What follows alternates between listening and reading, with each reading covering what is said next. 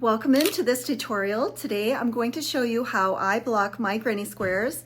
I have been working on the Claire Montgomerie granny square card deck, so I have been making these 50 granny squares, and I have finished all 50 of the granny squares.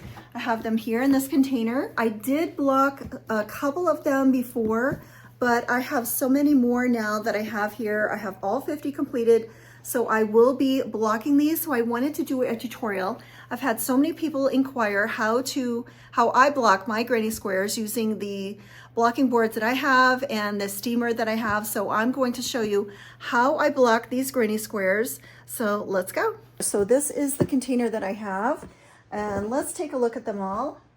Again, some of them I have blocked, so I'm going to pull out the ones that I can find that I have blocked. They're really easy to find. See, when you have not blocked your granny squares, this is what they look like. If you pull them square, yes, they will come a little bit square, but basically they don't lay perfectly flat compared to this is a blocked granny square and unblocked granny square. So this is the difference between blocking and not blocking. So they're really easy to pick out the ones that have been blocked. So I'm just going to pick out all the ones that have been blocked and put them in a little pile. Most of them do need to be blocked. Now, some of these granny squares came out a little bit bigger, so I'm going to have to see at the end whether I have to redo a couple of these squares that came out a little larger than the rest.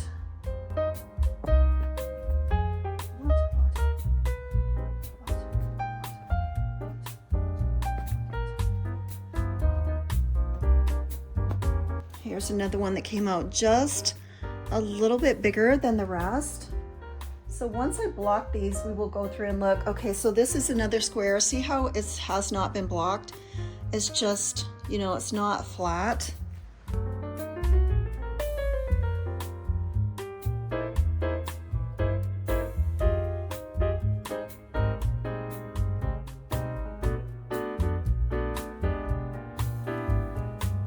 That one hasn't been blocked. But these are nice and square, very even. So I'll put these off to the side, and these are the ones that we have to block. All right, so let's go to my blocking board. So what I do is I have my blocking boards here, and I will share the link. If you can find these on Etsy, if you just search crochet blocking boards, and you will see these come up, and they're from King's Creations USA. What you do is you just grab your granny squares and you just load them up on these blocking boards.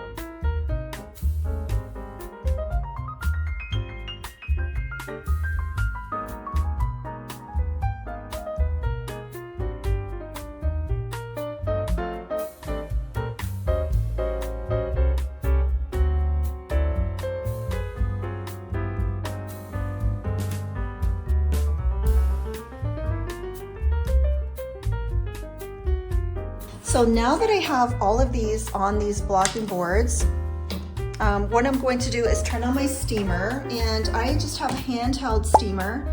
So this is a Conair handheld personal steamer. So I'm going to plug this in and wait for it to heat up. Now I do have a turntable that you will see me, especially on my TikToks, spinning them around on here. This is not necessary. It's just something that I like to do. It makes it easier. If you have some turntables, just stick your granny squares on a turntable when you're blocking them. Makes it life easier. So this is what they look like when they are loaded up on the boards, and you can do as many or as little as you want. This card deck was 50 granny squares. So we're waiting for the steamer to heat up. So once you see the steam, you can see the steam coming out there. then you can just start steaming. Now, if you want to, you can steam every single one individually when you put them on, but I don't bother doing that. This works well. And then you're especially going to get the edges. That's where you're going to want to get the most stretch in your granny squares to make sure those edges are nice and straight and your corners are nice and shaped. So that's where I really focus the steam, and the steam is going to penetrate through this entire thing. This is what I do most of the time. So I'll just have it on this turntable, and I'll just turn the blocking board as I'm steaming this, and it doesn't take long.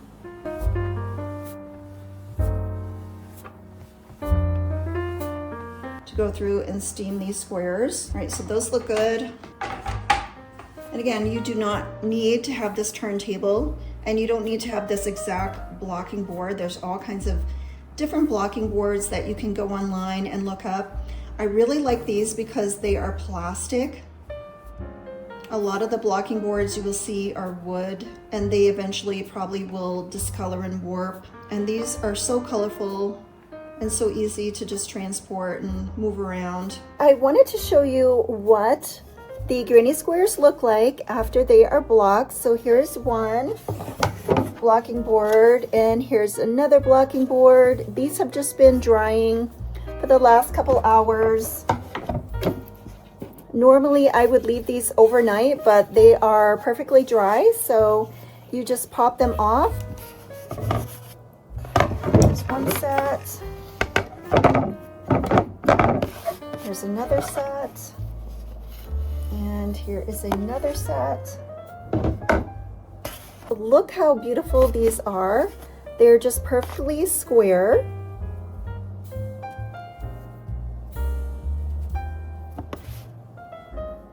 So all of these are the same shape and size, and they're all nice and flat, and they are just like a deck of cards.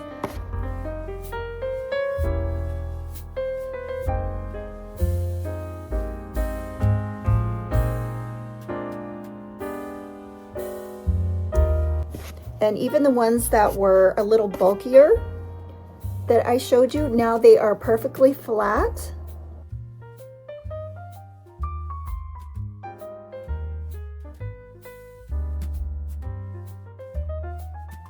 Because I am going to be sewing this all together to make a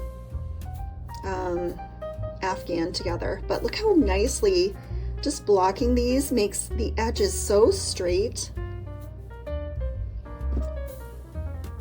And this is not all of them. The card deck has 50.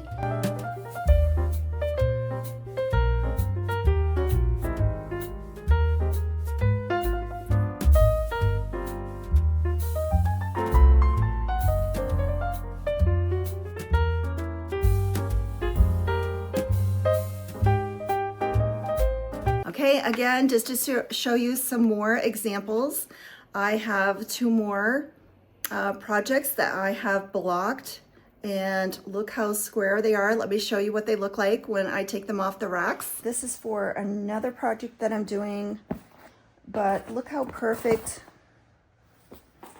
look how perfectly these come out. And then I always try to make sure that I have my seams pointing down when I am working on my project. I don't know about anybody else, but I always try to look for my seams and get those all facing the same way on my granny squares. All right, so this is the back to one of my cat pillow covers.